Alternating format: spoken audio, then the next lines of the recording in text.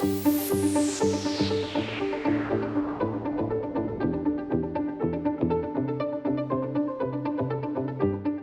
to Making Presentations That Stick. You have been tasked with telling the story about you and your science. Storytelling about your science is powerful. It is how we engage audiences and connect people to science. Making Presentations That Stick is a video that centers storytelling and engagement techniques when building presentations. In addition to following along this tutorial video, we recommend that you use Making Presentations That Stick handout. Fill it out or reference it as we go.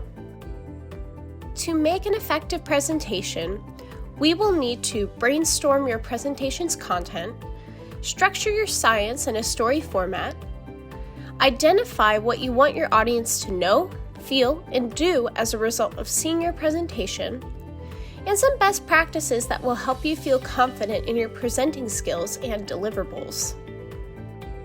Let's start off by brainstorming and looking at your purpose, audience, time allotment, and engagement techniques. Your purpose is your why. Why are you giving this presentation, and what is the main message that you want people to take away from it? Everything in your presentation should tie into this why, this main message. You have objectives, which are elements that support your purpose, like stories and experiences which help you further break down this main message into supporting knowledge, skills, or feelings that you hope people will take away in order to understand, connect with, and engage with your purpose. Your audience helps you determine what level of information and what type of engagement techniques to include during your presentation. Do they have prior knowledge about this topic? Or are they new to it? How old are they? What is the setting? When we engage with general audiences, we aim to present at an 8th grade comprehension level to ensure that everyone, no matter their knowledge background in your subject, has something tangible to use when you present. How much time are you given for your talk? The duration of your talk should balance your presentation and leave enough time for activities or Q&A.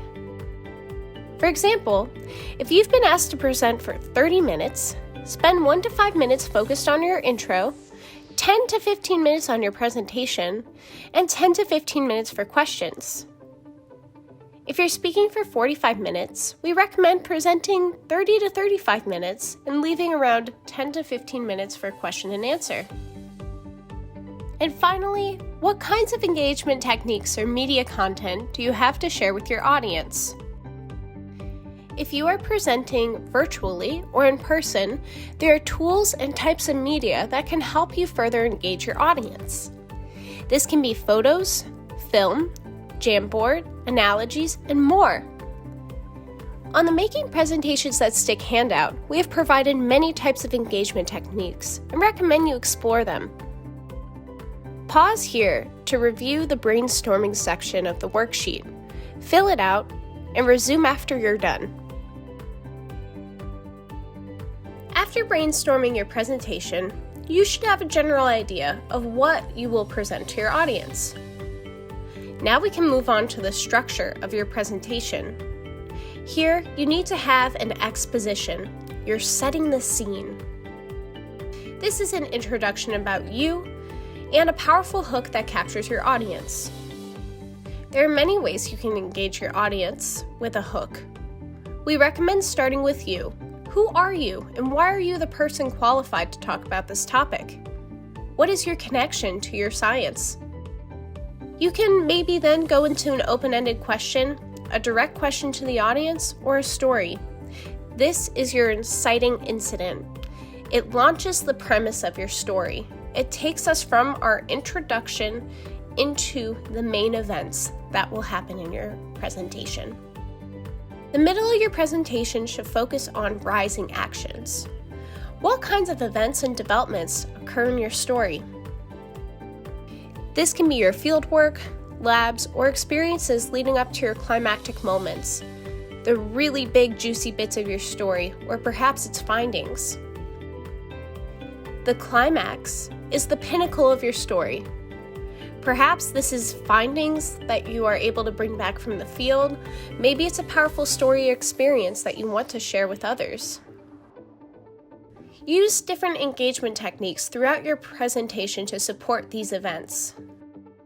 Powerful engagement techniques can include analogies, universal themes, videos, images, Wordle, Jamboard, answering questions, Q&A, turn and talk, and asides. When selecting visuals, you want to transport your audience into your work environment. What kinds of visuals capture the who, what, where, when, why, and how? Your resolution and conclusion should come back to your purpose. This is where you are ending your presentation. Why should we care about your story? Why should we care about your science?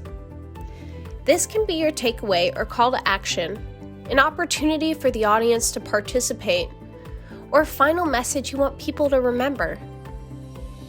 If you are using the Making Presentations That Stick handout, pause to fill out the Building Your Talk section. Ask yourself for every piece of your presentation, does this tie back to my purpose and help me reach my audience objectives?